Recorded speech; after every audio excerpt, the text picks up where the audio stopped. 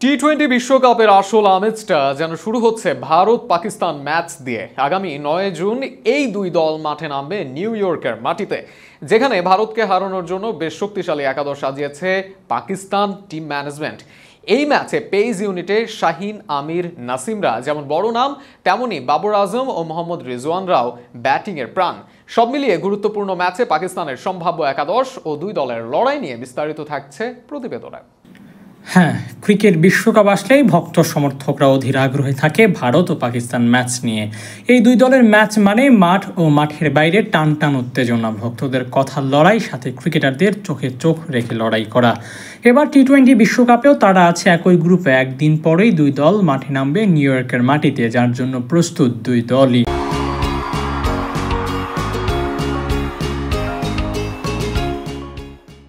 এবার বিশ্বকাপে ভারতের মতো অন্যতম শক্তিশালী দল গড়েছে গতবারের ফাইনালিস্ট পাকিস্তান। যদিও প্রথম ম্যাচটিতে যুক্তরাষ্ট্রের কাছে অঘটনের শিকার হয়েছে পাকিস্তান, তবে 2021 সালে সেমিফাইনাল ও 2022 টি-20 বিশ্বকাপে ফাইনাল থেকে বিদায় নেওয়া দলকে হালকাভাবে দেখার সুযোগ নেই ভারতের। হারলেও এখনও এবার বিশ্বকাপের শিরোপার দিকে পূর্ণ নজর দলটির। তবে তাদের জন্য গ্রুপ পর্বের সবচেয়ে বড় বাধা চিরপ্রতিদ্বন্দ্বী ভারত।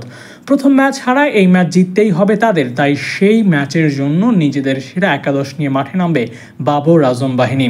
এই ম্যাচে ওপেনিং পজিশন সামলাতে পারেন অধিনায়ক বাবর আজম ও ফখর জামান, আর ফখরকে সুযোগ দিতে অনডাউনে দেখা যেতে পারে মোহাম্মদ রিজওয়ানকে।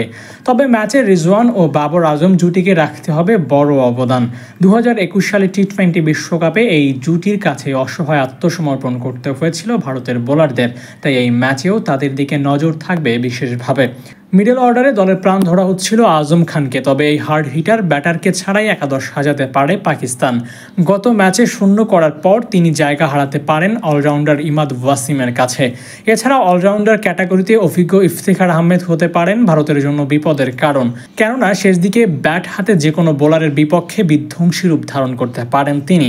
তার সাথে স্পিন ইউনিটের দায়িত্ব সামলাবেন লেগ স্পিনার শাদাব খান। বর্তমানে টি-20 ক্রিকেটে অন্যতম সেরা এই অলরাউন্ডার, তাই ভারতের বিপক্ষে মহাগুরুত্বপূর্ণ ম্যাচেও দলের ভরসা তিনি। প্রথম ম্যাচ মিস করলেও টুর্নামেন্টে নিজেদের দ্বিতীয় ম্যাচে ইনজুরি থেকে ফিরতে পারেন স্পিন অলরাউন্ডার ইমাদ ওয়াসিম। সেক্ষেত্রে স্পিনে বেশ শক্তিশালী হয়ে নামবে পাকিস্তান। এদিকে বিরাট রোহিতদের জন্য সবচেয়ে বড় আতঙ্কের জায়গা হতে পারে পাকিস্তানের পেস বোলিং লাইন আপ। যদি গতকালকের ম্যাচটিকে একটি দুর্ঘটনা ধরা হয়, তাহলে বিশ্বকাপের সবচেয়ে ভয়ঙ্কর পেস ইউনিট ধরাই যায় আমির, শাহিন ও নাসিম শাহ এই ত্রয়কে। এই তিনজন মিলে ধসে দিতে পারে ভারতের ব্যাটিং ইউনিটকে। তবে বাজে বোলিং করে একাদশ থেকে ছিটকে যাওয়ার নিশ্চিত হারিস রৌফের।